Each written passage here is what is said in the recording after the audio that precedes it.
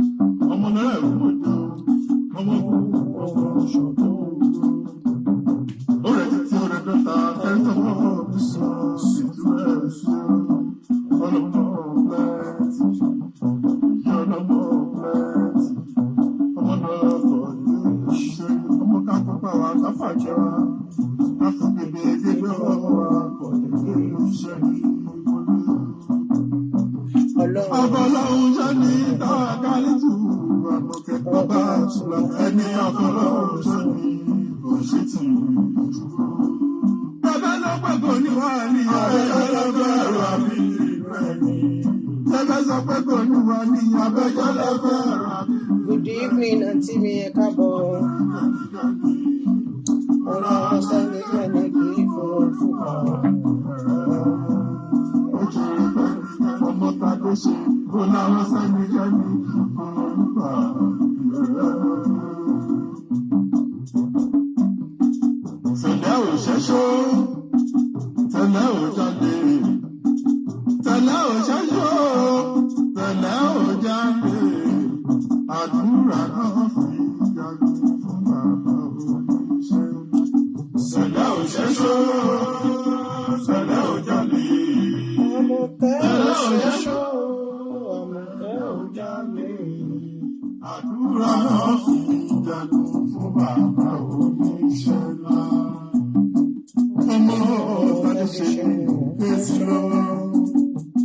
ọlọ́mọ plenty ọmọ tàbí ṣe táwa káìtù ẹ̀fúnṣà ayọ̀ ọba tù láàyè kẹ́sì lọ ọlọ́mọ plenty foundation bẹ́ẹ̀ ṣe rọmọ lágbẹ́ yìí lọ ọba lọ tẹ̀lé ò ṣẹ́ṣọ́ tẹ̀lé ò jalè tẹ̀lé ò ṣẹ́ṣọ́ tẹ̀lé ò jalè àdúrà náà fi jagun fún bàbá oníṣẹ́ wa. Tẹ̀lé ò ṣẹ́ṣọ́ tẹ̀lé ò jalè tẹ̀lé ò ṣẹ́ṣọ́ tẹ̀lé ò jalè àdúrà náà fi jagun fún bàbá oníṣẹ́ wa. Tó bá jẹ́ spiritual problem ló bá ní lọ́gbọ́n mọ́ bá tún là yẹ ọlọ́mọ fẹ́. Ọlọ́run ló ń ṣiṣẹ́ o. Ó jẹ́ herbal problem ló bá ní lọ́gbọ́n mọ́ bá tún là yẹ ọlọ́mọ fẹ́. Olúwa wà lórí ìtẹ́. Tẹ̀lé ò ṣẹ́ṣọ́ tẹ̀lé ò jalè. Ọmọ sẹ̀lẹ̀ ní mi àfiṣẹ́ ṣe mi balẹ̀. Hallelujah náà ni. Àdúrà náà How are you? tẹ̀lé ò ṣẹ́ṣọ́ tẹ̀lé ò jalè tẹ̀lé ò ṣẹ́ṣọ́ tẹ̀lé ò jalè àdúrà náà fi jagun fún bàbá oníṣẹ́ ńlá.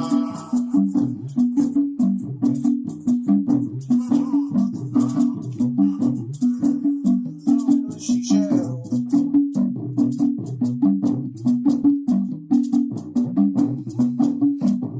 Ẹ káàbọ̀, mọ́tà ẹ kalẹ́ mà, àná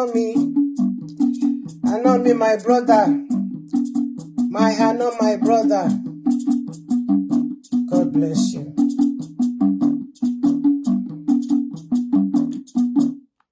Ẹ kalẹ́ o, ẹ kalẹ́, ẹ káàbọ̀ sórí ètò, ètò wa talẹ́ yìí gbọ́ngbọ́n máa kàn sí i.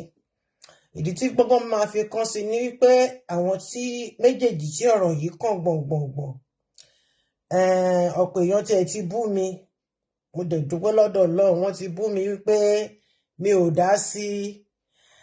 Olúwa ló ṣeun fún mi, ẹni ọlá ẹni yẹni, God bless you, you are welcome. Wọ́n ti bú mi, gbogbo àwọn èèyàn ló ti gbé lórí social media, mi ò ṣe é, màá dẹ̀ máa claim pọ̀ ọmọ Àwórì ni mi, mo ní tọ́lọ́run bá ní kémi ṣe nǹkan lèmi máa ṣe.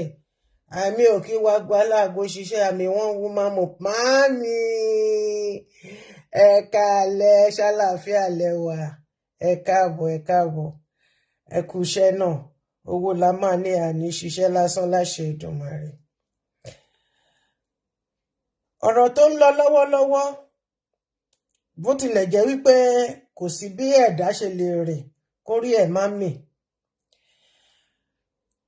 Ọ̀rọ̀ yẹn Olúwa ṣeun màmí. Èmi àti àwọn bàbá mi Àwórì àtàwọn ìyá mi Àwórì àtàwọn kábíyèsí a ti ja ìjà kan ní 2 weeks ago lórí this very Lawori. Nígbà tí ó jáde wípé kí wọ́n jọ kí wọ́n bá òun wo fíìmù, ẹ ṣáà rí pé mo tún pòsì ẹ̀ síbí báyìí náà. Ìwọ̀nba tí mo lè ṣe mo dẹ̀ sọ fún àwọn bàbá wa pé ẹ ṣàánú ọmọ Àwórì. Àwọn Àwórì, ọmọ Àwórì lẹ jẹ bàbá lé lórí. Gbogbo ọmọ Àwórì tó wà in the artist center, in the artist mixer, báwo lẹ ṣe ń pè é, kẹ má ní kí n wá sanwó òyìnbó. Gbogbo wọn lẹ máa ràn lọ́wọ́. Ẹ ṣe dẹ̀ mọ̀ pé òtítọ́ ọ̀rọ̀ ó máa ń korò, kò sí bó ṣe lè sọ. Wọ́n á lò ń bú wọn ni, wọ́n á lo rúdù ni, wọ́n á lo ṣe gbogbo ẹ̀. So nígbà tí eléyìí wá jáde, mo wá fi gbogbo wọn sílẹ̀. Gbogbo fọ́rùmù Àwórì tí mo wà pátápátá, mo fi wọ́n sílẹ̀. Oníkálùkù ń sọ bó ṣe wù ú, mo dẹ̀ ń wò. Ṣùgbọ́n wọ́n ní kinní yìí kàn ẹ́. Wọ́n ní kinní ẹni. Ó lóun lọ sóko, wọ́n ní ó ti ẹni, ó lóun lọ sódò.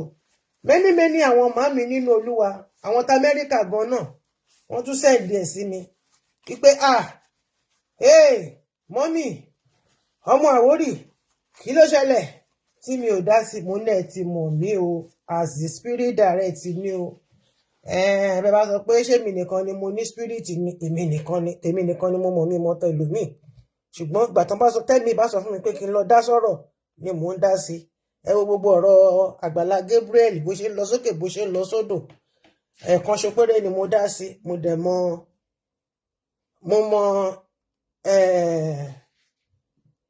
bó ṣe rí lórí YouTube tí mo bá ẹ̀ẹ̀kan ṣo péré náà ni mo dá sí tí mo ní kẹjẹ ká fìgbẹ́ lẹ́fà gbé pọ̀ gbogbo ohun tó yí pamọ́ fún ènìyàn kedere báyìí ní níwájú Olúwa. Olùṣọ́bọ́lú ẹ̀ka lẹ́sà ṣé mo fáyìn ṣé mo tí ń tìfù ìmúra ọmọọba ni mo mú un ṣẹ́rí tí mo kó sọ́wọ́ lọ́tún lósì torí ọmọ Àwórì lẹni tí ọ̀rọ̀ yìí kàn gbọ̀ngbọ̀ngbọ̀n. Mo kí yín ọkùnrin mo kí yín lóbìnrin tẹ́ bá mọ ibi tí mo ti gba fídíò àfi bí ẹni pé mi nìkan lọmọ Àwórì tó wà lórí ìkíní but mi sínú gbogbo Àwórì forum àgbà tí mo rí tí sáré àṣẹ ṣẹ́dẹ̀ mọ̀ pé ó ní bó ní kálukú ṣe máa ń gbọ́ ọ̀rọ̀ ó ní bí ọ̀rọ̀ dẹ̀ ṣe máa ń yé gbogbo wa lọ́tọ̀ọ̀tọ̀. Mo gbọ́ ohun tí sáré àwí mo gbé já mo gbú yẹn mo gbé sínú àwọn Àwórì forums káàkiri pé ọ̀rọ̀ rẹ o ṣùgbọ́n èmi tí mo gbé kíní yẹn jáde mo fi trigger ọ̀rọ̀ jáde ni láti mọ nǹkan tó ń dún nínú rédíò. Ìkan nínú ọmọ Àwórì tó ń ṣe program tó ń pè ní nílé Àwórì ó pe Láwórì dá lóhùn ó ṣe interview fún ó ṣe gbogbo wọn gbé sínú forum mi ò play ẹ̀ nígbà ẹ̀ẹ̀kan ṣo báyìí tí mo play mi ìgbọ́jú kò pé one minute because tí nǹkan bá ti ń pariwo ó máa affect mi so bóyá background tí wọ́n fi ṣe kíní ẹ gbogbo jẹ́ni tó ń dún kò jẹ́ kí n gbọ́ nǹkan tó ń ṣẹlẹ̀ ṣùgbọ́n nígbà tí ọ̀rọ̀ yìí ṣẹlẹ̀ gbàrà mo pé Láwórì alálẹ̀ Àwórì ń gbọ́ tó da èmi pẹ̀lú ẹ̀pọ̀ bó tilẹ̀ jẹ́ wípé nígbà kan ó ti sọ fún mi wípé ṣárí ẹ̀yin tẹ́ wà ní Nollywood èní nìkan lẹ rí ẹ̀ mọ́ ọ̀la èmi kíní yìí mo ti bá Láwórì sọ̀rọ̀ years back tó bá wà lórí kíní kó máa gbọ́ mi years back over 10-15 years ago mo pè mo ní ṣé ọmọ Àwórì ni ẹ ni àbí àjòjì tó wá gbé tó tán bí sí àárín ní ilẹ̀ Àwórì tí ó fi ń gbọ́ èdè because òun ló máa ń ṣe olórí kí náà ti ń pè olórí gbogbo Àwórì ṣàbá òní kíní logo tó máa ń lò yẹn mo ní because before you can be using this thing ìgbà yẹn ni wọ́n fẹ́ ṣe fíìmù kan nípa Ọlọ́fin Ògúnfúnmi nírè tí kí lorúkọ ẹ ti ń jẹ́ Yínká Quadri tó wà ń bẹ̀ wọ́n dẹ̀ sọ pé Elégùṣì ló approve storyline yẹn mo ní wọ́n try nígbà yẹn mo fẹ́ pé kó fi sínú fíìmù yẹn torí pé kí ni ó ń ṣèdè mo pè é kí ni nǹkan tí ó sọ ó believe wípé bóyá mo fẹ́ clinch mọ́ òun àbí mò ń wọ́kọ́ àbí mò ń wá anything I don't understand ó mẹ́ni tó lè ràn ẹ́ lọ́wọ́ ó mọ ìgbà tí màlẹ́kà ẹ tó máa kọjá ẹ jẹ́ ká máa ṣọ́ra. Ó sọ fún mi ní ọdún yẹn lọ́hùn wípé òun kàn gbọ́ náà ní èdè ló àwọn ló lọ sí òun lẹ́nu torí òun ti wà láàrin wọn ti pẹ́ òun dẹ̀ láwọn ọ̀rẹ́ lóríṣiríṣi. Mo ní bẹ́mi ṣe sọnù nìyẹn. Ṣùgbọ́n àbúrò Láwórì ń gbé nínú ìlú yìí. Ọmọ mi Ọláyínká ló lọ ra nǹkan ní product ibi tó ti ń ṣerun. Wọ́n bá pàdé. Ó wá gbọ́ pé ó ń bá mi sọ̀rọ̀ lórí fóònù ló bá lọ bá pé ọmọ Yorùbá ni ẹni ẹ wá sọ. Ó wá ṣàlàyé títí kàn mí ṣá. Ẹyẹ gbà jẹ́ ká máa ìgbéraga ní ìgbéra ṣánlẹ̀. Ó mà ṣe o. Màmí ìtùnú ẹ rántí kí lorúkọ ẹ ti ń jẹ́ nígbà tó ní problem pẹ̀lú àwọn kíná tí ń pè àwọn eléégún níjọ́sí. Ṣé borí ètò kékeré yìí náà láti ìdúsọ́tún láti ìdúsósì tí wọ́n dẹ̀ ṣe kíni tí wọ́n dẹ̀ foríjì dénúdénú. Mo dẹ̀ sọ gbogbo nǹkan tó bá sọ báyìí dọ̀bálẹ̀ ni ṣá máa sọ pé kọ́ máa bínú ṣá máa dọ̀bálẹ̀ ni. Alápín ni a dá fún yín bàbá mi ìyá mi.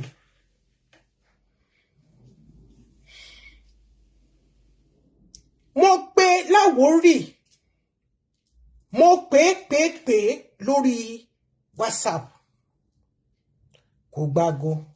Mo ní bóyá network ni mo message ẹ. Mo tún pè direct mo tún pè kò gbágo mi. Okay, ká tẹ̀ sọ wípé ó ti ara ẹ le dáadáa ṣebí ìyàwó ẹ wà ńbẹ̀.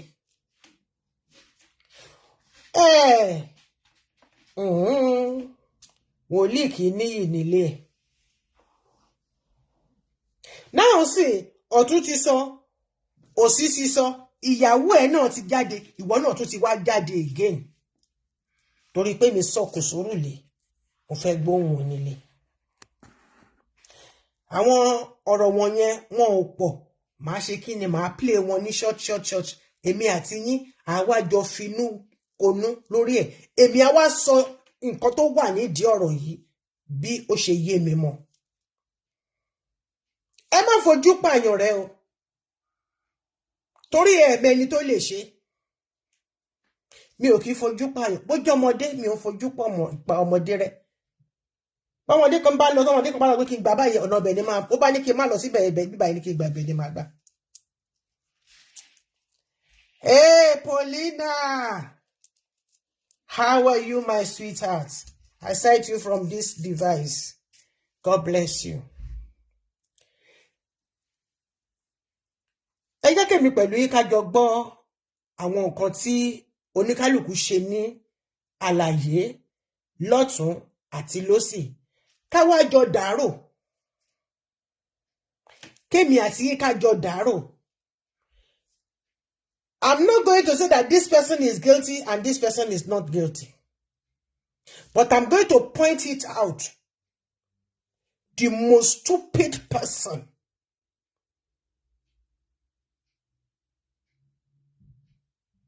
The most stupid person in this case that we are treating. Because sometimes an urgent situation demands urgent action.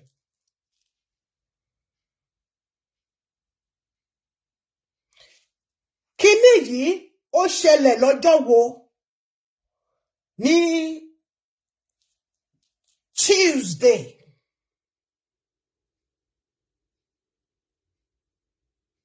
Ó sọ nǹkan kan.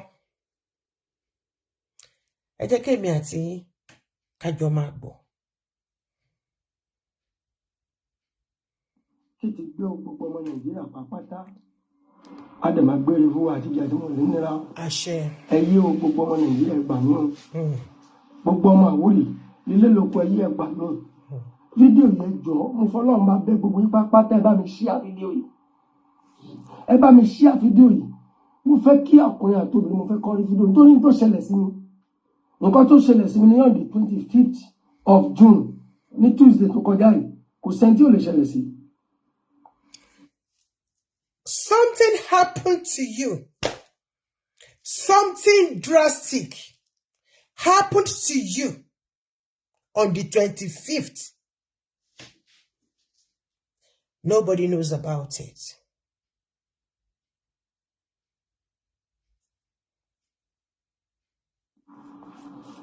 Orí mi rè mi ò ní experience ìwé rí láyé mi mo wà lórí stage gẹ́gẹ́ bí master of ceremony mo ṣe program lọ́wọ́ ni mo dédé rí ọ̀gbẹ́ni kan tó wá bá mi lórí stage tó ní wọ́n ń pè mí mo ní ta ló ń pè mí wọ́n ní Kokosaria Kokosaria mo bá gbé máìkì sílẹ̀ fún ọkọ̀ náà àwọn tàbí ṣe MC bá gbàgbọ́ Kokosaria lọ. Kí ni ìdí tó fi nǹkan tó ń ṣe sílẹ̀ tó fi lọ bá Kokosaria nítorí pé 5 and 6 ni wọ́n tẹ́lẹ̀tẹ́lẹ̀. They happen to be friends before. I will not put sentiment into this thing. You know me, I will tell it over. If you like, you take. If you don't like, jump into the river. Mo ṣe déwájú Kokosaria mo débẹ̀ káàkiri ìgbà tí Kokosaria máa sọ̀rọ̀ Kokosaria sọ kéwu ṣé mi ò ráwọn bí ni ó dá ẹ má bínú tí bá dé orí stage nsìn máa ṣe correction. Mo wá ń gbọ́ ẹnìkan tó sọ pé ṣé Lawori ni wọ́n ní Lawori ni ìgbàgbọ́ tèmi ni pé ẹni yẹn ò mọ̀ mí ó ṣẹ̀ṣẹ̀ rí mi for the first time bí ṣe ń bá Kokosaria sọ̀rọ̀ tí máa tọ̀rùn báyìí bàbá ẹ̀ náà mú gòmàtẹ́ tó wọ́n wájú àwọn Kokosaria ni go matter ó bù mọ́ mi lórí ni gbáà I was wet with my blood and I lost consciousness. In fact ibikíbi tí gbogbo ẹ máa lọ tẹ́ bá fọwọ́ ara yín gbé mọ́tò yín débẹ̀ tó wáyé pọ̀ máa gbé yín délé ni Ọlọ́run jẹ́ kẹ́ lọ́bẹ̀ ẹgbẹ́ yẹn ọmọ náà. Now, somebody mentioned your name. Somebody called you that somebody came to you that this person is calling you, but because you know the person, you attended to the call. Then another person was asking, she Lawori ni sọ pé bẹ́ẹ̀ ni Lawori ni ṣe Lawori ni ní party yẹn wọ́n wà ní group ṣé dẹ̀ mọ̀ pé lọ́wọ́lọ́wọ́ yìí iná ń jó. The fire is burning between all of them, including you, because you, Kokosaria, Sego, and so on and so forth, you are all under MC Oluomo. Please, people, listen and follow me very well. You are all under Oluomo. Even Oluomo bought a car for you. So, it's not that pé láti lọ dáhùn ìbéèrè tó dáhùn yẹn pé is a strange person ló ń pè ẹ́. Ó dẹ̀ lajú bẹ́ẹ̀ ni ẹ ṣe mú go màtẹ́. You saw the person ó mú go màtẹ́. Màtẹ́ ò mean brandy. It's a brandy. It's a bottle of brandy. Ó dẹ̀ bò mọ́ ẹ lórí. Ẹ̀jẹ̀ dẹ̀ wẹ̀ kún gbogbo aṣọ ẹ̀.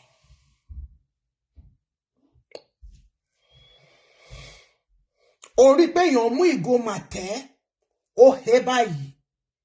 Ó dẹ̀ dúró lẹ́yìn ìgbà tó ti gbọ́ pé wọ́n sọ pé ṣé òun nìyẹn ní gbogbo wa tá a mọ bí Nàìjíríà ṣe rí. See, if anybody should say, oh, is that the person? And you saw that person that asked about you to death and then picked a bottle of Martel. Brandy is a very thick bottle. It's not like beer that is very light. And then bagans on your head. You did not do anything. This thing, I've taken it to lawyers and they've advised me. I've put down all the points had it mean? Eleven.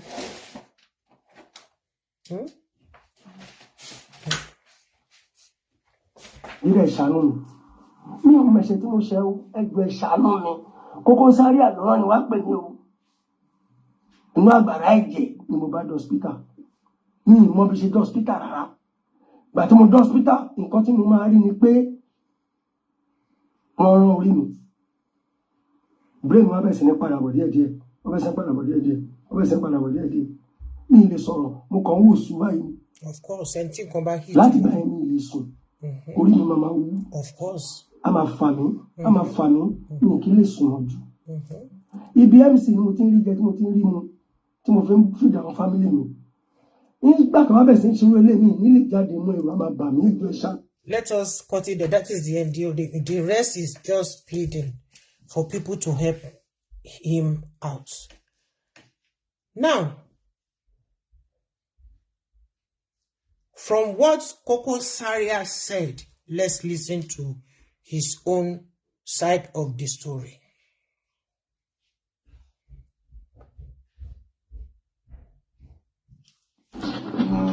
Ẹ káàárọ̀, ẹ káàsán, ẹ káalẹ́.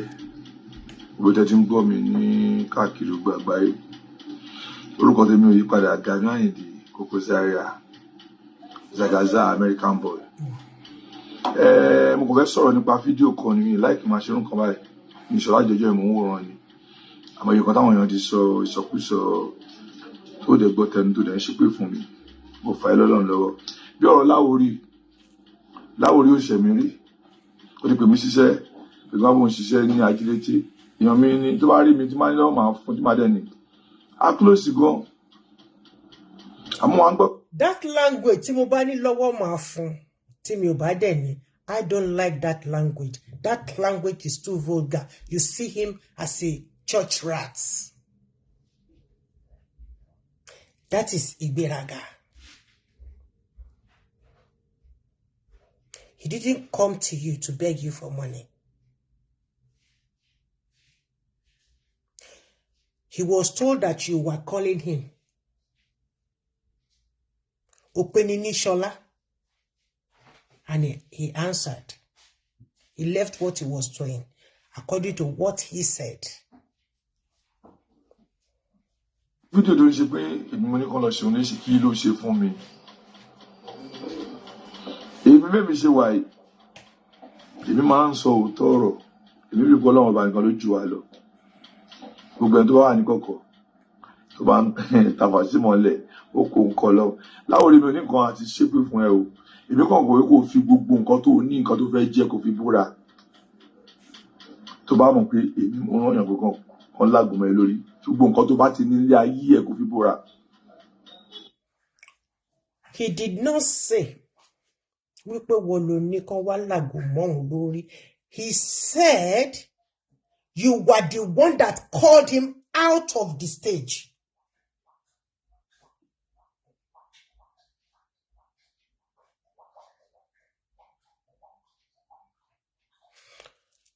Eba mi di point yẹn mú ìyá mi. Ada fún yẹn àtijọ́ ronú bákan náà. I know how this thing works between you guys. This is a mafia thing that is going on between you, Onemoto and NRUTW. Bẹ́ẹ̀ ṣe máa ránra yín, bẹ́ẹ̀ ṣe máa rányàn lọ pé ẹ̀dẹ̀ tún wá ṣayán jù ẹ̀. That is how it goes. I'm not accusing you.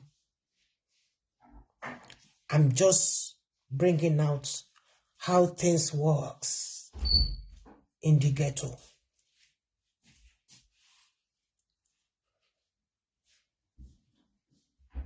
Ìgbà tó ń bọ̀ wá kí mi olóòrí mi ni adẹ̀pọ̀ mẹ́ èrò pọ̀ mẹ́ yẹn àdúró dẹ̀ pọ̀ mẹ́.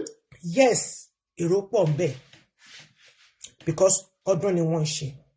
It's a yearly festival.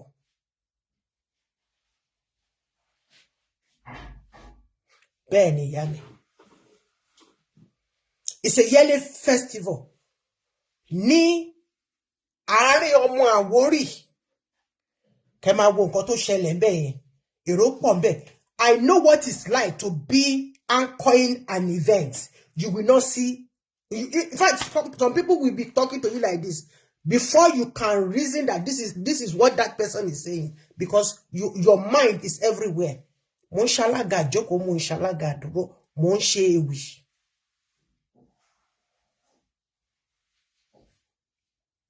When you are anchoring an event, your mind, everything is everywhere. You cannot say, lágbájá báyìí lọ́jọ́ kò sí báyìí, unless you know those people before you mount the stage. Once you mount the stage, you are seeing everybody, unless somebody call your attention, because you are there for everybody. But before everybody, you are there for the people that hire you. That is how this thing. When you it's only if you know what this thing is about that you will understand. The same thing is as if you stand in front of a congregation and standing before. Let me use Church of England, for example. When you mount pulpit, the lectern, not pulpit, the lectern, saying that you want to read the either prayer points, or you want to read the Bible lesson for that Sunday. As you are seeing everybody, your mind is not, because what will be oozing out to you is more than what your brain can take at a particular time. Even if your child is crying, your mind is not there, because you just want to concentrate, you want to balance yourself.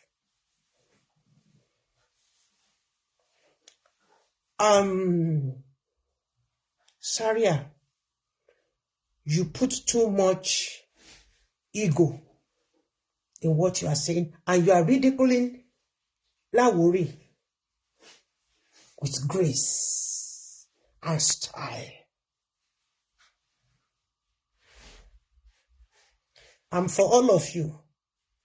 But when you are saying the bad thing, I will tell you. When you are insulting his person, you are bringing down his personality with grace. Tí ó bá wà fún, tí ó bá sówó, They could be like this today, another person. But this time tomorrow morning, you don't know what that man might become. Don't ever look down on anybody. I don't look down on anybody.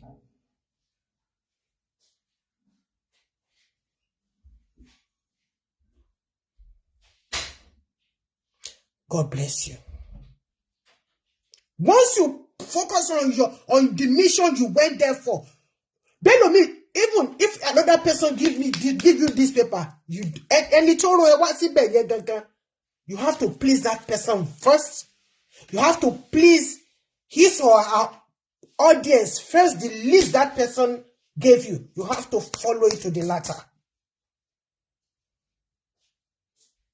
So if he didn't see you, it's not that he wanted to brush you aside. You should have said, blue lane,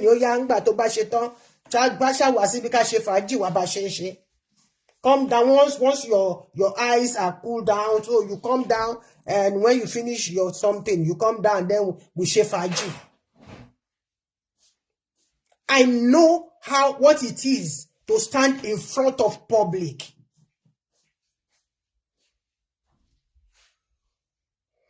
Mo ní Lawori, báwo ni àjànà kò sí nǹkan, má bínú ọjọ́ kò ní wàá ṣiṣẹ́ tó ní kí n ṣe. Èmi kàn ń ṣe fíìmù náà. Má bínú ọjọ́ tí mi ò lè wá ṣe fíìmù tó ní kí n wá ṣe. Kò lè bá fíìmù yẹn, I'm sure is this very film. Àgànràn tó ṣẹ̀ jáde yìí. Ìwọ gan ṣe fíìmù. But nítorí pé ẹ ti bá MC jà, òun dẹ̀ ṣì wà pẹ̀lú MC.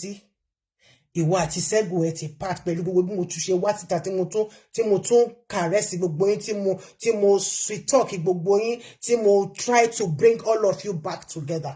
But you guys insist on being each other's enemy and remaining on each other's truth. What I'm not praying for, it has started. Hit and run.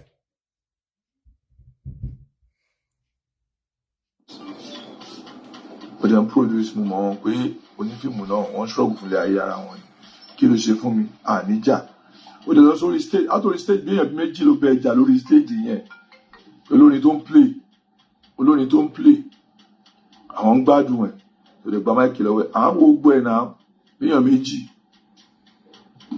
Ó dẹ̀ ń bọ̀ látòrí. MC àti olórin and the musician, they are bound to have quanta on the stage. Because once a musician handles their microphone, they just want to continue praising people so that they will get money. And the MC still has a lot of things to do on the list given to him or her. If the MC asks you to have maybe 10 minutes or 15 minutes of interlude, and you continue, you are bound to have, I have it many, many times. Even with people that invite me to come and do something for them. They want to change program. You will just know how to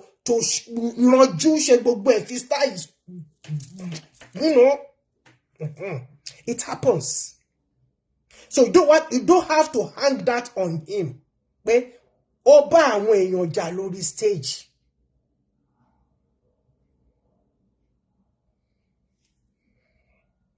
Stage.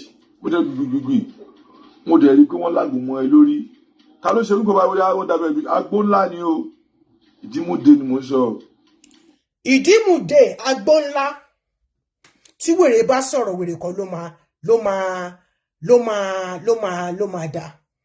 Bẹ́ẹ̀ ni bàbá mi, I have that experience. Mo sọ̀rọ̀ mi nu gan ni bí òkò. Mo dẹ̀ I came from every corner. I went to school of detective. You understand? I couldn't finish. And I will not say that I finished it. I couldn't finish because of the language, because of the French language. Tonica wa fishes. I'm up. We want to what I tell you. Because I malo in English. Kamaka. But to exam by no go got about that French la marche. We are give me more butter. Because how am I going to write something that I don't even know anything about? Listen very, very well. Because he himself ó ti shoot ara ẹ̀ lẹ́sẹ̀. Ẹ máa gbọ́. Mo dẹ̀ di ẹ́ mú Lawori. Mo dẹ̀ ní àwọn ọ̀gá wọ́n dẹ̀ gbogbo àwọn tó wà ń bẹ̀ mí jẹ́ kó bẹ́ẹ̀ sì gbogbo àwọn tó wà ń bẹ̀ bẹ́ẹ̀ sí ta ló ṣe ń kọ́ báyìí fún Lawori. Mo dẹ̀ gbé ẹ inú òjò. Mo rìn more than 30 minutes ká tó rí hospital. Adẹ̀ di hospital. Gbogbo yẹn story ni my darling. Ẹni tó bá wo write up tí mo kọ sí orí fídíò èyí, only an intelligent person can decode what I wrote there. If I want to get something, mo ju ọ̀rọ̀ yẹn síta. Oníkálùkù bẹ̀rẹ̀ sí ní jábọ̀ mo jókòó mo fẹ̀yìntì. Eégún tó bá kọ́kọ́ jó, ìran ló máa wò gbẹ̀yìn. Lè rí kan sọ pé nǹkan trend lórí Facebook. No matter how big the problem is, I will not join them. I will just be taking notes. This thing of Mohbad, rò pé kò kàn mí ni. Ó kàn mí now. Cousin mi Legushi tí wọ́n drag up and down. Yeah.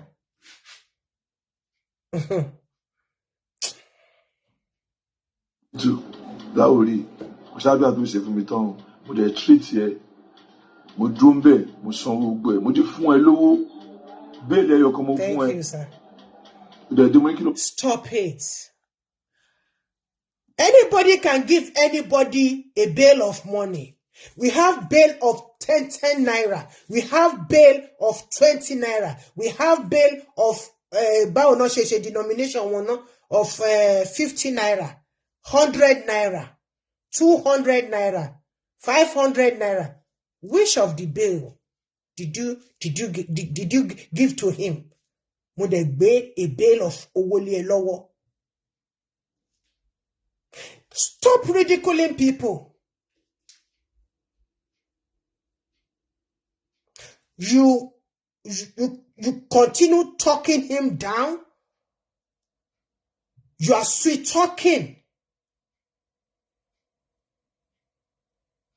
I know what I wrote. The reason why I tell you if they take when something's happen to you, because my fair nǹkan tó ń ké nínú rédíò mo fẹ́ mọ̀. Di bí mo ṣe sọ̀rọ̀ yìí Láwòrí ò pè mí. Mo dẹ̀ pé kò gbàgbọ́ mi torí pé wọ́n sọ pé kó má pè mí.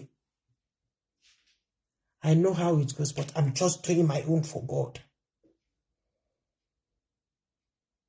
Lórí fíìmù tó ṣe fíìmù àgọ́ràn tó ní pé káwọn ọmọ yẹn kan bá òun wò káàkiri yẹn kò síbi tí mi ò post ẹ̀ orí péjì tí mo wà yìí gangan wà ńbẹ̀. Èèyàn kì í nífẹ̀ẹ́ ọmọ ìlú ẹ̀ jù bẹ́ẹ̀ yẹn lọ. Let's continue.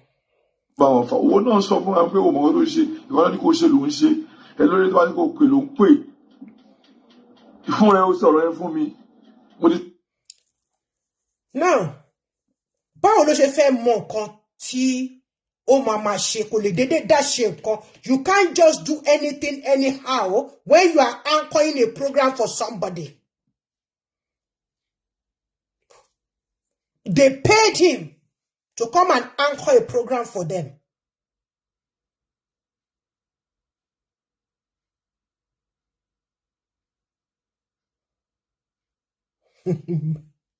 Bailey. Kò yé mi o àmọ́ bóyá Bailey gbàdó ni o bóyá ti gàrí ni bóyá tẹ̀wà ni o àbí ti mọ́ínmọ́ín o torí ó ní òun gbé Bailey fún. You see, I don't like when people use style to ridicule somebody because that person is less privileged. He is a full man. He has children, he has a wife, and he's still sleeping under his own roof. Jesus is my witness. He's a millionaire.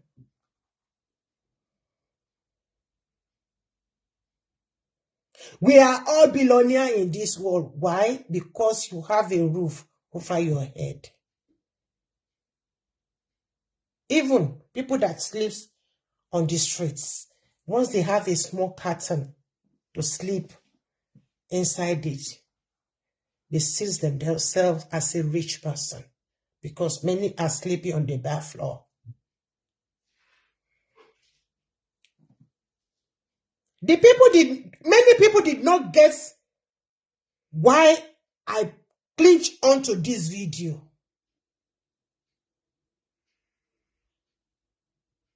Because Kokosaria shoots himself many times the foot.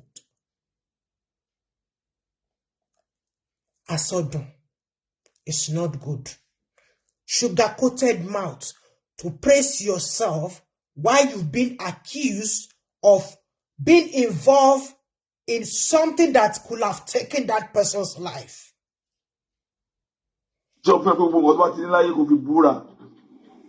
Sọ pé mi mọ̀ nǹkan àwọn gbogbo ọdún ṣẹlẹ̀ mo mọ̀ èmi fà ilé kóòtù Ọlọ́run lọ́wọ́ mo fà ilé Ọlọ́run lọ́wọ́ mi nídìí àti sọ nǹkan adẹjọ kó lọ síbítù yẹn nìkan bí aago kan òru òjòkó sọ́dọ̀ mi ìyàwó ẹ̀ ò mú.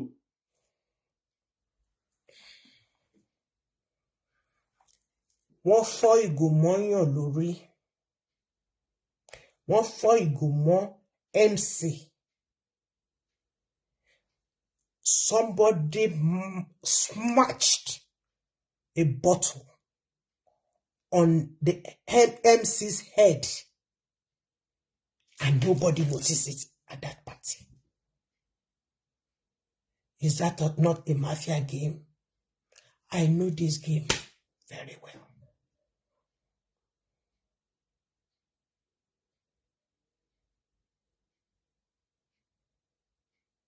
Ó ń ṣe mí, ó ń gbà mí lọ́rọ̀ tó wà nílẹ̀ yìí. Gani, one thing you people you don't fear God. You will even still swear. And you are asking him to come and swear. And he too, he came out and did as you said. Even the wife, is the video of the wife that even, motivated me to come and say something.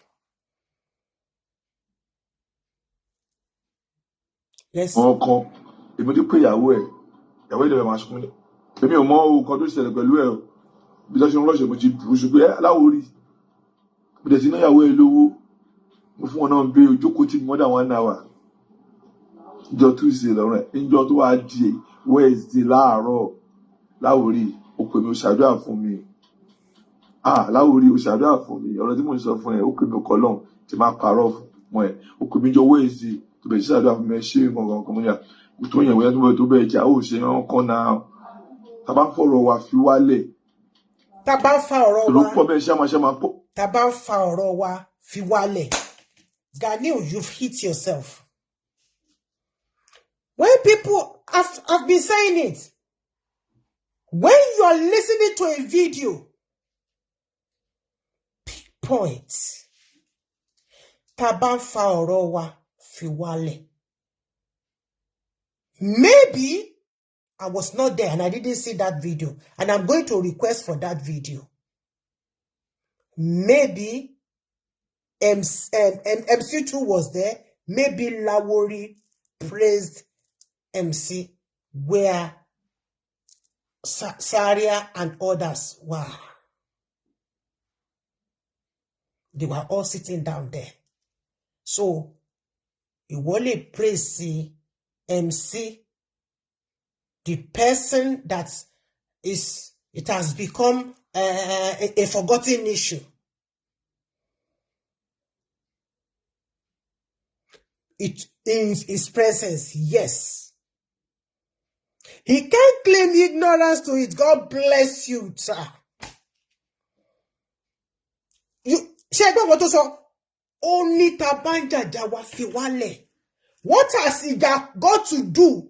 Leave us as we are doing. Leave us with our problem. What has that got to do with the party?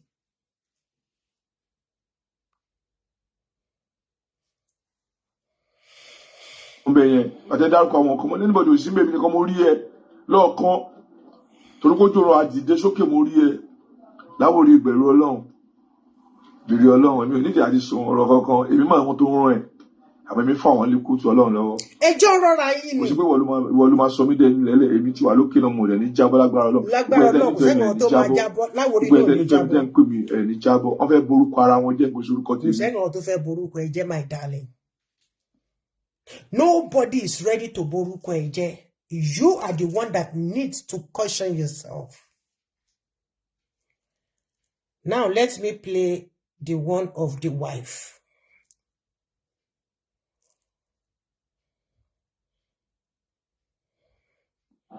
Assalamu alaikum wa rahmatullahi wa barakatuh. Orúkọ mi ni Alhaja Hafsat Ọpẹ́yẹmí Àlùjọ Àdínì, ìyàwó Lawori. Lórí ọ̀rọ̀ tí Kokosaria sọ, mo wà ní agbo yẹn. Àárín àwọn family Lawori ni mo jókòó sí. Tí mi ò dẹ̀ mọ̀ pé nǹkan kan ń ṣẹlẹ̀. Fóònù Lawori méjèèjì ó wà lọ́wọ́ mi. Lórí stage wípé ìjà ń ṣẹlẹ̀ lórí stage kò sí nǹkan tó jọ. Koyokoyo àbúrò Lawori ni. Sabaika àbúrò Lawori ni. Alhaji Sula làwọn màláíkà wà ńbẹ̀, kò sí nǹkan kan tó ṣẹlẹ̀ lórí stage. Gbogbo wọn náà rí Lawori ńbẹ̀. Koyokoyo ṣì ń pariwo pé ẹ lọ bá mi wà gan-an fíìmù Lawori o, fíìmù ẹ̀gbọ́n mi o, ẹ lọ bá wa wò ó. Mo ń gbọ́ tó ń sọ pàtí mo lọ kí wọn lórí stage. Orí stage yẹn wà peaceful lọ́jọ́ yẹn, kò sí nǹkan tó jẹ́ ìjà ńbẹ̀. Later ni mo wá ń gbọ́ tí wọ́n sọ wípé wọ́n ti ṣe kinní yẹn fún Lawori kò gbà fọ́gẹ̀. Miss Kokosaria ẹ̀ẹ̀mejì ló wọlé. Wọ́n ti ṣe kinní yẹn fún Lawori kò gbà fọ́gà ẹ̀. We are talking about mafia situation here. All in the name of what? Ofe joga o joga.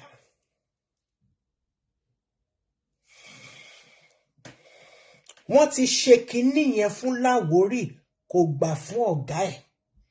Who is the new ọ̀gá ẹ̀ tí kò gbà fún? Is Sego. Sego and Kokosaria, they are now one. Before, Sego, Saria, MC, ọ̀kọ̀ọ̀kan náà ló pa wọ́n pọ̀, wọ́n glue ní ṣingọ́ọ̀mù ni. They were all glued together. But now, you wọ́n sọ pé wọ́n ti ṣe kinní yẹn fún Lawori. Kò gbà fọ́gẹ̀. Kinní yẹn tí wọ́n ṣe, she didn't know what they were talking about. Listen. Sórí fóònù Lawori lọ́wọ́ mi. Later ní nọ́mbà kan náà tún wọlé sórí fóònù mi lọ́wọ́ mi fóònù Lawori. Ìgbà tí wọ́n wá dọ́dọ̀ Kokosaria tán ní kó wá pè mí wá.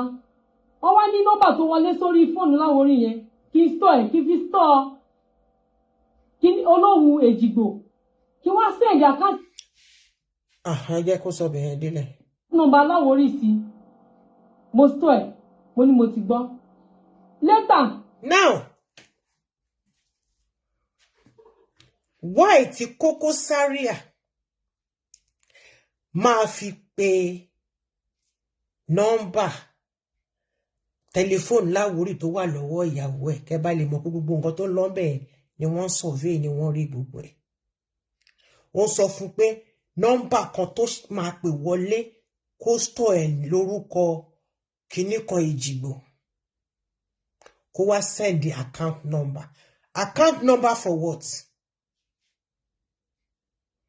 Account number for what? Wọ́n ní Lawori kí ló dé tẹ́ ń wò sùn báyìí. Wọ́n kò ṣàwò mi sùn wọ́n ní lè sọ̀rọ̀ yín kí ló dé wọ́n ní kí n dúpẹ́ fọ́lọ́run. Wọ́n ti fọ́ Lawori lórí níbí báyìí. Àwọn làwọn gbé lọ sọ́sítù. Mo ní níbo nídìí mú yìí. Gbogbo nǹkan tó ṣe, everything that happened, nobody noticed it.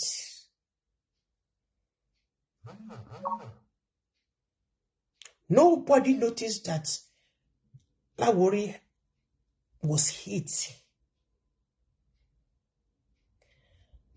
Immediately, they took him to the nearest hospital. Wọ́n stitch orí ẹ̀. Ó tún wá dá padà wá sójú agbo.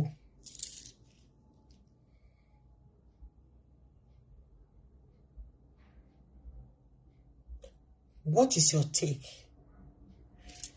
on that? What is your take? Tí gbogbo àwọn ọ̀rẹ́ wọn bí báyìí, àárín àwọn family ẹ̀ ni mo jókòó sí olórí ẹbí wọn wà. Gbogbo àwọn tó jọ lọ sí school ní Gọdọ̀, wọ́n wà níbẹ̀. Mo lókè Lawori ẹ̀gbọ́n fọ yín lórí. Wọ́n kàn ṣàwò mi. Wọ́n ní kí n ṣí fìlà kí wọ́n wá ṣí fìlà lórí ẹ̀. Nígbà tí mo ṣí fìlà, ẹ̀rù Ọlọ́run bà mí. Wọ́n ti rán orí Lawori. Mo ní okay. Lawori ẹ̀gbọ́n ta ló fọ́. Mo ní wọ́n fọ́ Lawori lórí. Ẹ̀yin dẹ̀ wà níbí báyìí. Kí lẹ rí ṣe fẹ́ni tó fọ́ Lawori lórí? Good. Kokosaria, ọmọbìnrin yẹn béèrè good question lọ́wọ́ ẹ̀. Wọ́n fọ́ ìgò mọ́ Lawori lórí. Ìwọ tó ń ṣèkẹ́ tó ń ṣègẹ́. Who was the person and where is the person? Oh, yes, sir. Perfect scripts and well acted. Ibi tí mo sì máa bínú burúkú ibẹ̀ ṣì ń bọ̀. Lawori wá ná wọ́n sí mi pé bọ̀bọ̀ tó wọ white yìí ló fọ́ òun lórí. Mo ní okay mo bọ̀. Ẹ jẹ́ kí n lọ fàwọn ẹbí ẹ̀ wá. Àbí kí n ké lọ sójú agbo. Kokosaria fà mí padà. Wípé ṣé mo gbọ́n tọ́ lọ́hùn ni. Tí ó bá sí páwọn táwọn lọ́rùn orí yẹn ń kọ́, kí ni káwọn máa sọ? Mo ní okay.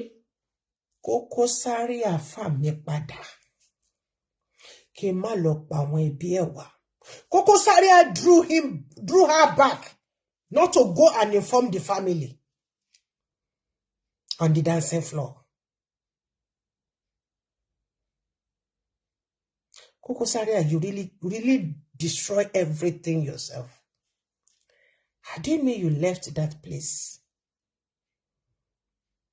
Obajelo.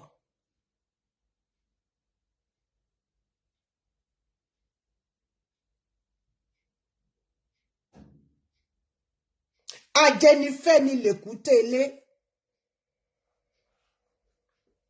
Ẹni tó ṣèyàn tó tún gbàyàn. I know how it goes. Mo ti gbọ́. Ẹ̀dẹ̀ wá bíbá yẹn rí ìwọ kan ṣe fẹ́ni tó fọ́ Láwòrí lórí. Mo ti gbọ́. Mo ṣàbẹ̀rẹ̀ sí ké, ó dì mí mú, ó hug mi. Àwọn tó ń ṣẹ́wó fún wọn, ó wà níbẹ̀ o. Ó bẹ̀rẹ̀ sí náwó fún mi. Mo ní mi ò ní gbà, mo máa lọ pe àwọn ẹbí ẹ̀ wá. Now, Kokosaria, you said you gave a bail, you gave a bail to Lawori, and you spend money, you sprayed the wife.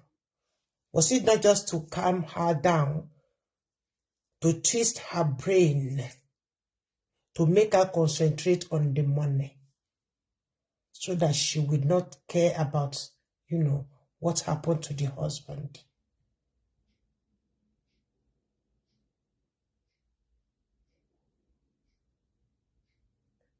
Ẹnikẹ́ni tó bá ń flag kìíní Ọlọ́run máa flag ilé ayé yín. Bí kìíní yìí ṣe ń ṣẹ́jú yìí.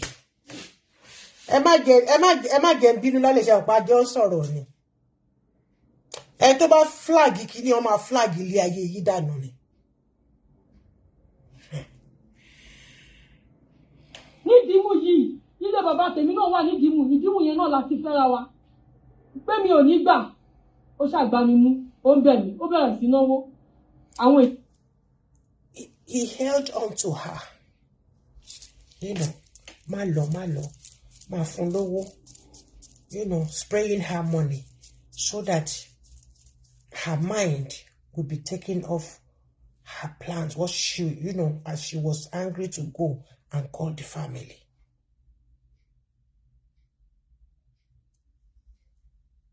Lọ bẹ̀rẹ̀ sí ṣàwó yẹn. Mo ṣàbẹ̀rẹ̀ sí ké, mo mọ̀ kó máa ṣe fídíò ẹ̀, wọ́n sì máa gbé fídíò ẹ̀ jáde. I'm interested in that video. Later, Láwòrí wá ní kí n jẹ́ ká máa, mo wá ní ó yá Láwòrí ẹ jẹ́ ká máa lọ. Aṣáàdìde, pàṣẹ kúrò lójú agbo yẹn ni. Wọ́n ní kí ló dé tẹ̀lé sọ̀rọ̀, wọ́n nára àwọn ń gbọ̀n, kí ṣáà máa gbà wọ́n lọ hospital wa, family hospital wa. Ibẹ̀ ni mo wá padà wá drop wọn sí nílé. Wọ́n ní àwọn ẹ̀bá ti dé ká jà sí lọ́pàá, wọ́n ní tá bá jà, pípọ́ máa pa àwọn èèyàn tí gbogbo àwọn èèyàn bá gbọ́ wípé wọ́n ṣe àwọn léṣe. Olóòmọ káfàtà wà lójú agbo yẹn o. Kò sí nǹkan tó jẹ́ ìjà lójú agbo yẹn. Didn't I say it? Money. He praised Oluomo without mentioning their names. Local Sikini. I was in there. Judge, don't judge your. The judge was, none of the judge ever been to the scene of a case. But when you tell your own side of the story, you tell your own side of the story, he or she will go down with the notes. Then we know that Saria, you are 98% involved in this thing. You just didn't carry it out yourself. You sent one baller, one of your boys, Beshimanshi.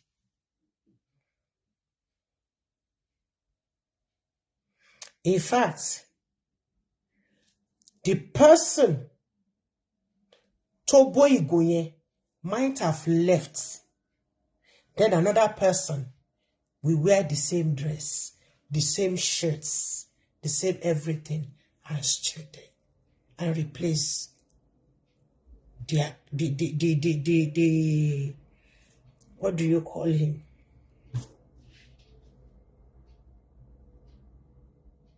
Why? All in the name of garage or no garage or whatever. What a pity.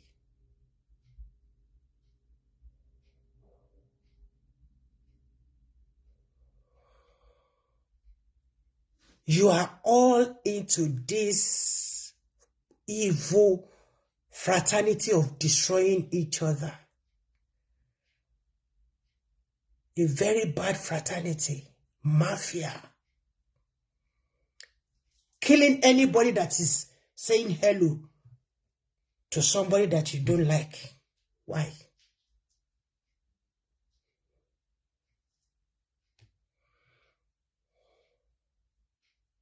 You are very stupid. You are very, very stupid as a woman. How will Omo Nigeria buy? She is, as a woman, kò sí owó tó lè ná fún mi.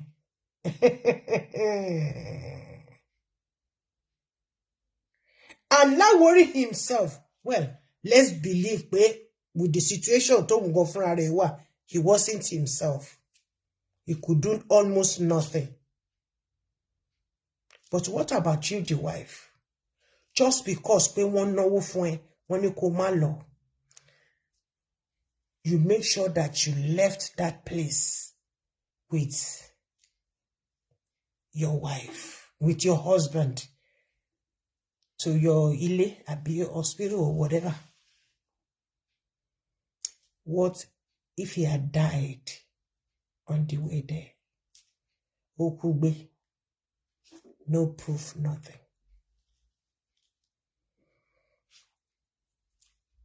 A report of Olokpa. So far, you did not report to the police immediately.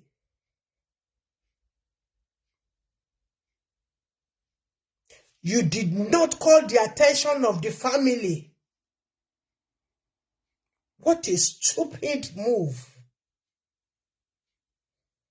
What a senseless move. Now, Lawori too came up with this. I think this one he did it today. It's 3 minutes. Please bear with me. I'm a good Muslim too, Quran Bedani. Quran. Be Ọlọ́run ọba kí Ọlọ́run túbọ̀ fún mi lẹ́mìí sùúrù tó pọ̀ nítorí ẹni tó gbìyànjú àti pààyàn. Tí èèyàn bá ní agbára tí ò léèyàn irú àwọn ẹ̀dá Kokosaria àfi àjẹyàn gbé pẹ̀lú irọ́ burúkú ẹni wọn tó ń pààyàn. Èmi tí mo wà lórí stage mo ń conduct stage tí mo ń fún wọn ní time pé tá à ń báyìí ní kí wọ́n lò tá à ń báyìí ní kí wọ́n lò ni mo wá bá ẹ lórí ìjó. You remember I mentioned that. Time buying, you, musician, the interlude, 10 minutes. You, whatever you elewi, 15 minutes. You, Kini, he will not see anything, anybody. Maybe when MC got there, he gave Lawori a sign. Or send somebody to go and tell him that he is around. But you sat down there. You did not go to him to recognize your presence. If it's not because you people, you don't know what this life is all about. You people, you have no heart of Christ. You don't even know who God is. You believe this world is everything that you own. Hey! You can sleep now and not wake up tomorrow morning. Be careful. If it's not Nigeria's stupid mentality, why should you arrive at a party and then you send somebody so that the MC will recognize you that you've landed? The eagle has landed. Toba Toto, you don't need to do that. You don't need anybody to recognize your presence. Huh? God will reveal, God will, open the eye of that person. He will see your light. The light of, the greatest light of it all will shine in darkness. All that caused this problem is attention.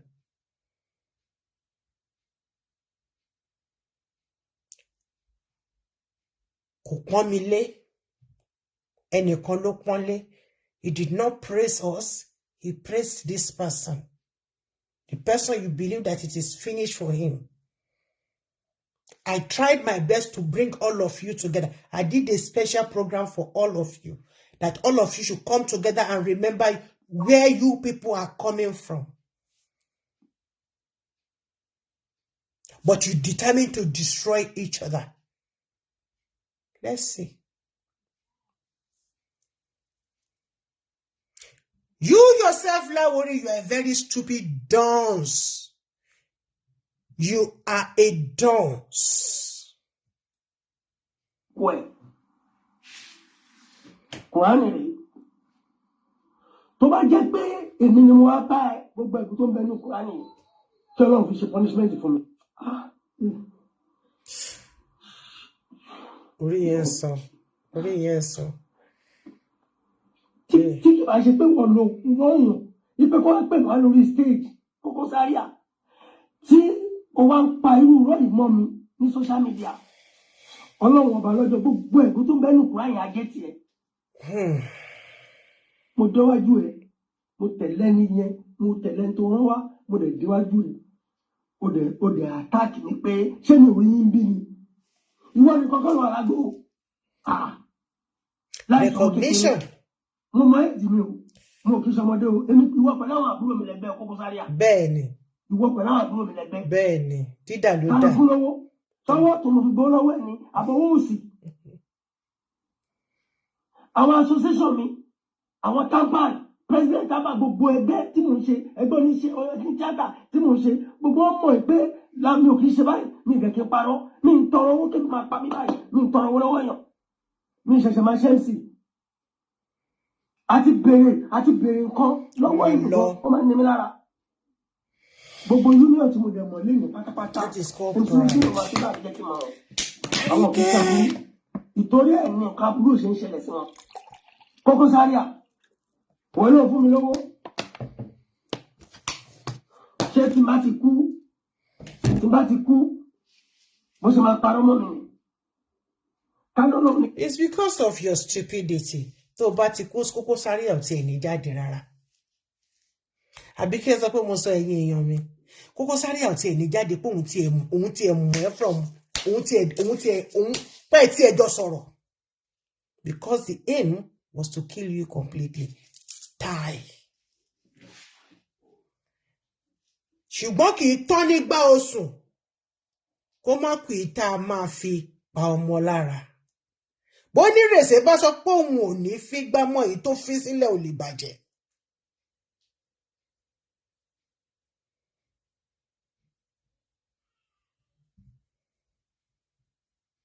Òun ló sì gbé Lawori dúró dé sí. I think you all saw the court.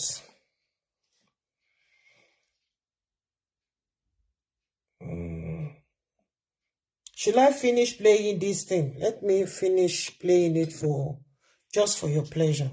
I want to conclude. Ṣé tí n bá ti kú, bó ṣe máa parọ́ mọ́ mi. Kálọ́lọ́ ni kí n kú bó ṣe máa parọ́ mọ́ mi. Nígbà tí mo ń bọ̀ wá bá ẹ, gbogbo nǹkan táwọn èèyàn ń sọ mẹ́yẹn pé wọ́n máa tó gbà fọ́gà wọn. Ìgbà tí mi lè ṣiṣẹ́ union ní tíátà mi ò ṣiṣẹ́ union. Wọ́n máa tó gbà fọ́gà wọn. So, gbogbo bí tẹ́ bá ti dé tẹ́ bá ti bára yín sìn, ẹ máa dá gbèsè sẹ́ni tó ń ṣe pàtí lọ́rùn ni. Anywhere you guys go, well, only a stupid people will invite all of you to his or her party. Because I don't know how they could invite two negative people, groups of people that are at the war front to one party. And you all know that these people, they can't see eye to eye. and you invited them to your party. Because of the money they will spray you. This is it.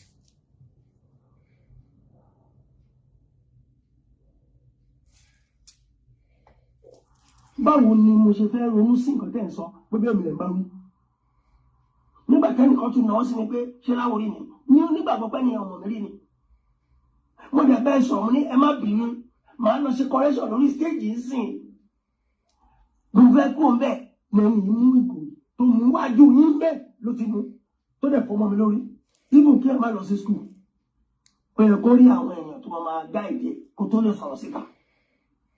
Nínú ọ̀rọ̀ tó sọ wọn náà gbọ́ ohun ọ̀fọ̀ ara ẹ̀ inú ẹ̀ mọ̀ gbogbo àwọn tẹ̀gbẹ́ tó kó mọ̀ kí n dárúkọ gbogbo wọn ni ẹ̀yìn àwọn tẹ̀gbẹ́ tó kó tí mo mọ̀ dáadáa tí mo mọ̀ Ó dárúkọ o. ìwọ jókòó apá jókòó olóhùn jókòó ṣé mo ẹfẹ́ rántí pé kí ní nìyí dá yín lóhùn ni. Apá jókòó, olówú jókòó. Láti ọjọ́ tí mo ti mú rẹ̀ sọjọ́ tí mo wá bá ẹ rí pé Kokosaria àjọ ẹ̀mí pa mẹ́ fún mi lówó tí mi jẹun abẹ́ fún mi ló ti fi ṣe nǹkan tó ẹ jẹ́ pé màá wá tọrọ owó lọ́wọ́ ẹ̀ Kokosaria.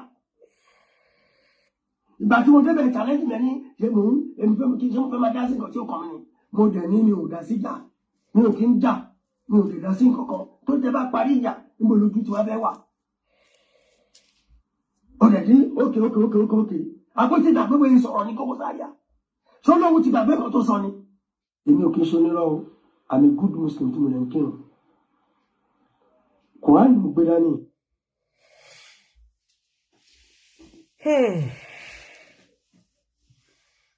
Now my conclusion, summary of everything. Who is to be blamed here? I'm not judging anybody, but I will tell you how stupid you and your wife are. Lawori. As we speak now, Kokosaria àti Lawori, I'm sure pé wọ́n ti wà l'Abuja lórí ọ̀rọ̀ yìí.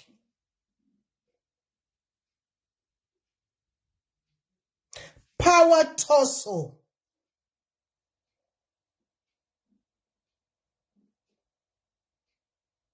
And you want to be the scapegoat. You want them to use you as a scapegoat. The reason why I said Lawori and his wife are stupid is this. In fact, I will not say much about Lawori because the brain is not in order. But I will still tell him his own. You, Madam Arigbala, whatever. Ìyàwó Lawori, you did wrong by taking your husband home without taking him to the police station, without reporting that situation to the police. Had it mean he died before the day break, Sharan, free of charge, nobody is going to hold anybody responsible. If you shout from now till tomorrow, nothing will happen. You left the party where your families are, and you took a wounded man. Let me show you, then I will tell you what can end that mark on his head.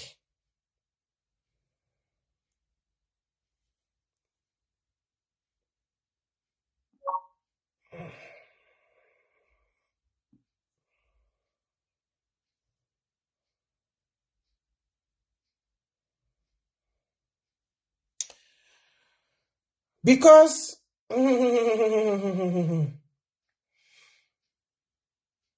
orí yẹn wọ́n gbọ́dọ̀ ṣe scan. Without doing the scan of that brain,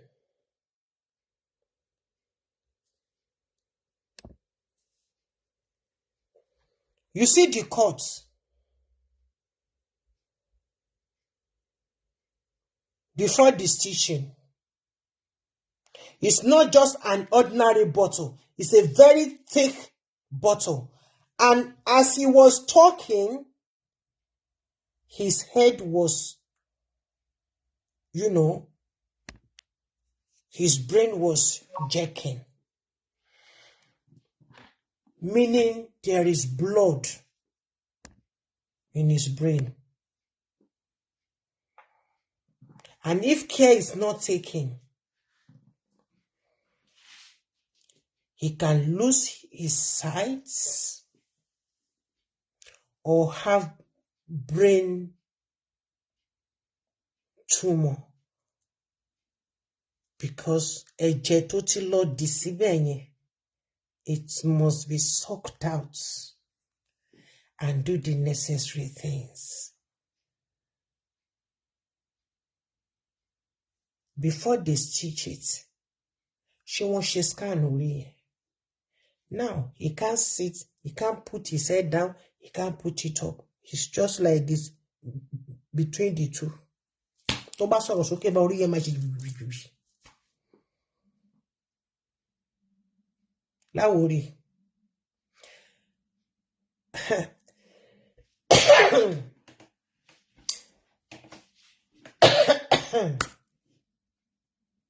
I know you are advised to raise alarm, but it's kind of medicine after death or after fainting. Because this is not the end of this case. Your health depends on it. A scan must be done and a thorough operation must be done. Otherwise, you might think that that thing is done. It will continue to hit you at every 25th of June. Oh yes, I know what I'm talking about.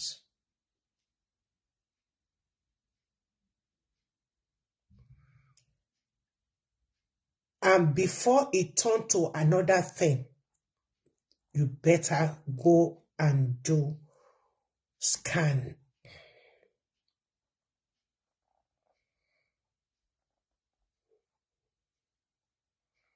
Madam tí wọ́n náwó fún,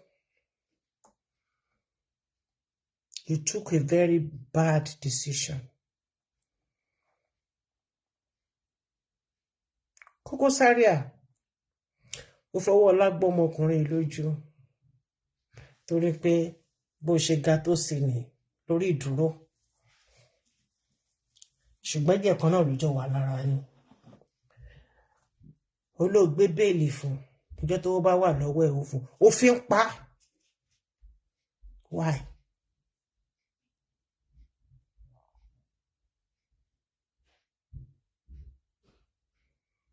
Nǹkan tó ṣe ò dáa o. Notice this. Note it down. What goes around comes around. Always two ways to a coin. Two sides to a coin.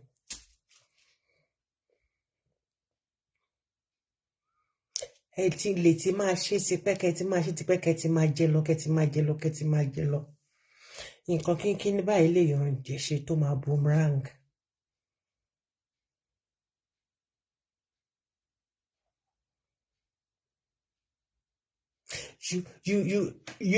You try to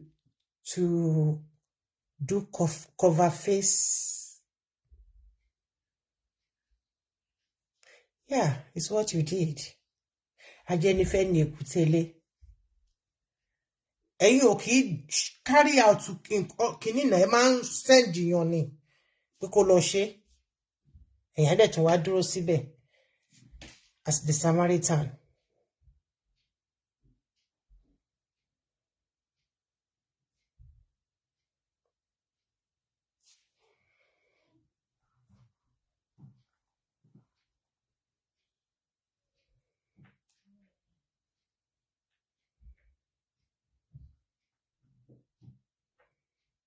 Kí lẹ̀ ń jà fún gan-an? Ṣóyè ìdílé bàbá yín ni? Ẹ fẹ́ di chairman NURTW, ẹ fẹ́ di treasurer, ẹ fẹ́ di kinní kan. Ṣẹ́yìn lẹ́ni ni? Ṣé private company yín ni? What is wrong with you guys? Saria, kí ló fẹ́ tọ́lọ́run ọba ò tí ì ṣe fún ẹ? Remember, mo tún rán ẹ létí. I told you to be extra careful, lest you end in prison. Mo ti wà l'Abuja nsìn.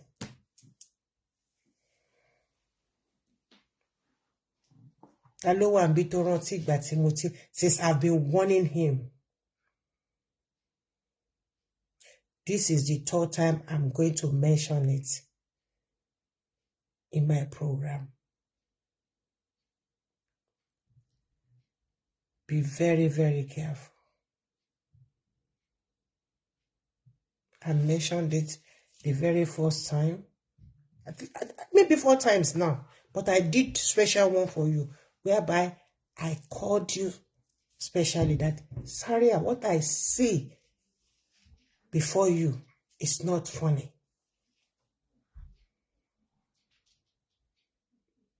What do you want?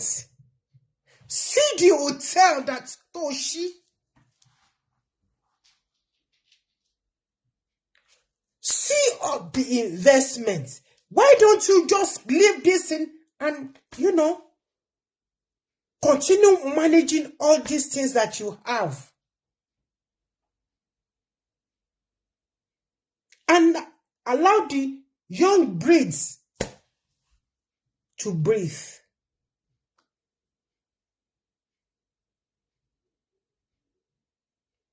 Kokosaria, I want you to be very, very careful.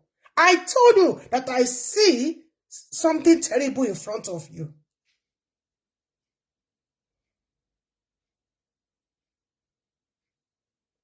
I saw another video of yours yesterday. Somebody's up here.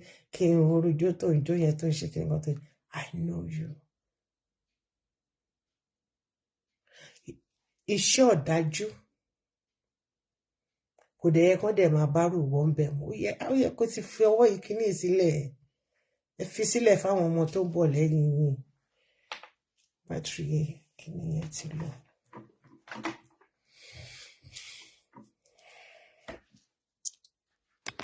Anyway, it is well. God knows it all.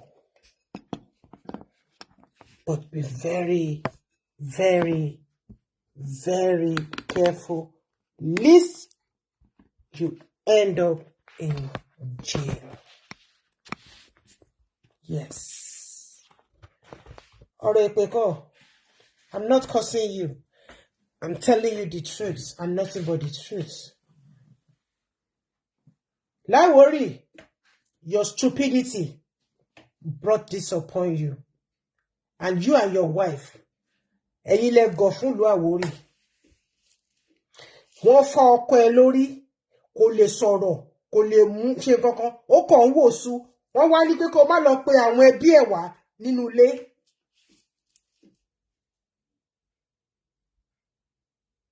Ìwọ ṣọ́ fi sọ ọ́ fi kan sẹ́nu bẹ́ẹ̀ sọ̀rọ̀ ni.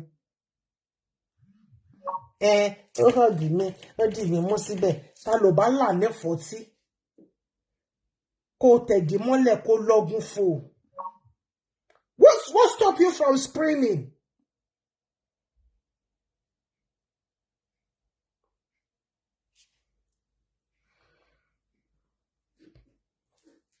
I appreciate the person to advise ẹ pé kó jáde síta kó pariwo, because anything can still come out of this injury.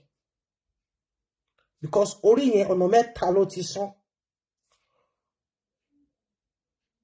Ẹ̀jẹ̀ dẹ̀ ti rọ sísàlẹ̀ bó ṣe wà yẹn. Torí ẹ kọ́kọ́ vacuum ẹ̀ kúrò. I know my Nigerian people, wọ́n kàn still share ni. Wọ́n vacuum ẹ̀jẹ̀ kúrò mẹ́. And it's not just ẹ̀jẹ̀ tó kàn máa vacuum anyhow. wọ́n máa gbé gba abẹ́ scan ni. Big operation ló yẹ kán ṣe fún. Bóyá chemist lásán lọ́kàn tí ẹ gbé lọ tó sọ pé àwọn gbé lọ sí hospital. Small chemist kan náà máa gbé lọ tí yẹn kàn dé máa ṣe wo ikú mìíràn. Ikú mi ṣì yóò gbòlà.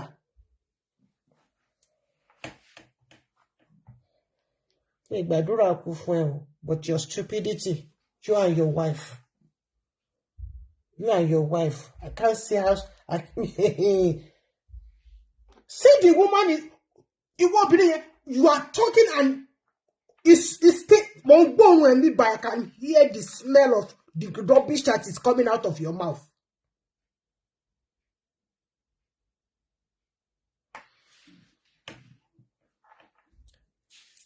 It's a message to each and every one of us. Be careful. Be very, very careful. Be wise.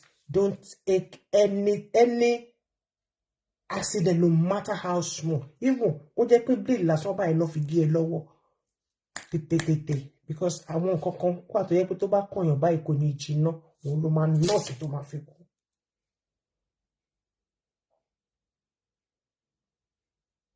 So many evil people out there.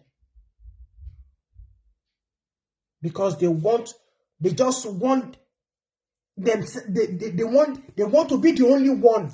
Everybody we know. They want to be the only one.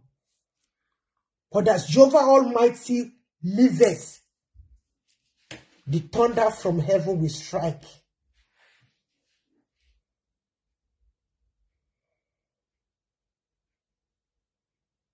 I remain your host. Èmi ni ọmọ yín ọ̀rẹ́ yín àbúrò yín olólùfẹ́ yín Olúwatóyìn Ọbátọ́lá Darlington aka Olomo Plenty, the only evangelist that has no frontier. Tomorrow we have a program by the grace of Jehovah Almighty.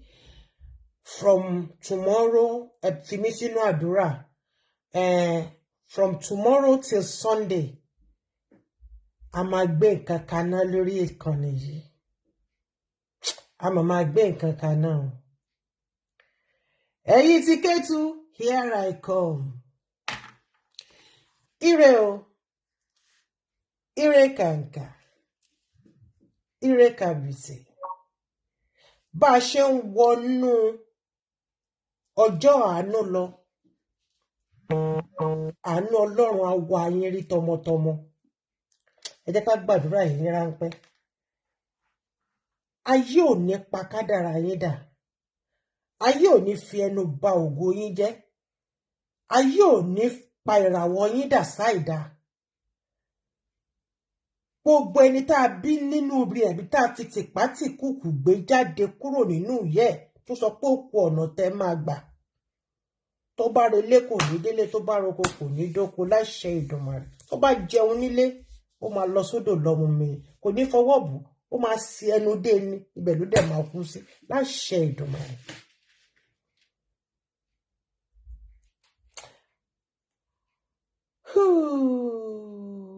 Èní ọjọ́ Ìṣẹ́gun. Okay, ẹ jẹ́ ká ṣiṣẹ́ kékeré yìí. Ẹ bá mi wá ewédú. Ẹ má yẹ púpọ̀ rẹpẹtẹ, mi ò láì pé kéèyàn máa ṣiṣẹ́ tó máa kúnnú kẹrọ gọdí. Tíṣẹ́ bá ti pẹ́ jù nínú ilé, inú ilé máa ń messy because oríṣiríṣi nǹkan lẹ máa gbé sínú ilé.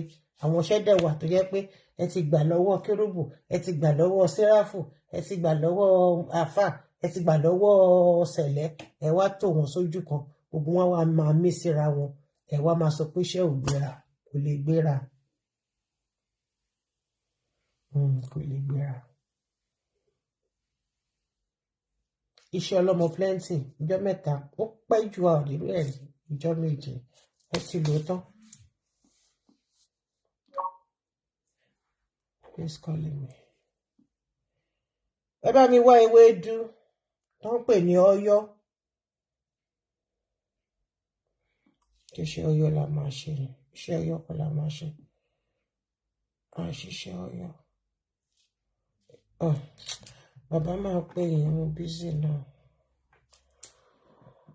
Mo busy.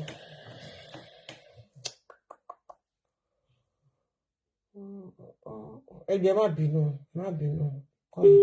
Oh. Ẹ má bínú, just 1 second.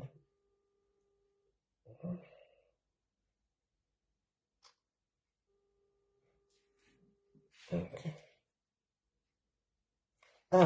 Mo wà lórí program ni sir. In the next 15 minutes, máa ṣe tán ayọ̀ ní lọ́jọ́ gbogbo. So, ẹ bá mi wá ewédú. Ó lè yẹ pé just 2 strands yẹn kẹ́kàn tọ́. Tẹ bá tọ́ kẹ́ bá mi lọ. Ẹ bá mi lọ dáadáa.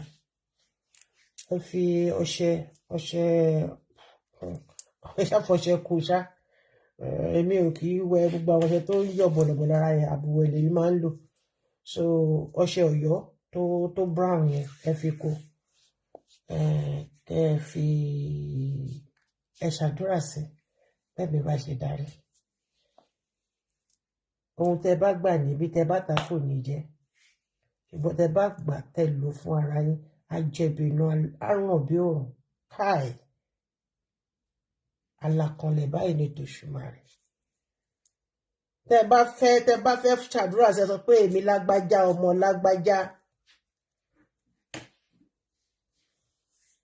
Ìbùkún yanturu kó wọlé tọ̀ mí wá lónírúurú ọ̀nà.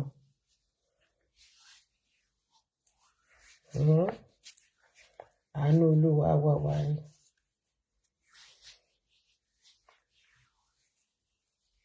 A kì í gbókun gbẹ, a kì í gbọ́n sàgbẹ láṣẹ Èdùmàrè. Àpò yín ò ní gbẹ fún tó dára. Jésù Olúwa wa. Àmín, àmín, àmín lórúkọ Jésù. God bless you all. Hallelujah, hallelujah, hallelujah. Ire o, ire kàǹkà, ire kàbìtì. Ó dìgbà kan náà.